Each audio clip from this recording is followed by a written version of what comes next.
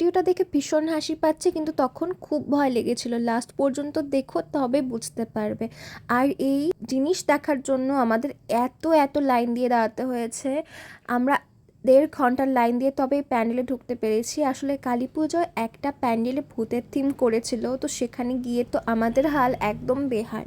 ফয়েতে তো আমি ভিডিও বানাইনি, যতটুকুন তুলেছি জানি না কতটা বুঝতে পারছো, তবে বেশ ইন্টারেস্টিং ছিল।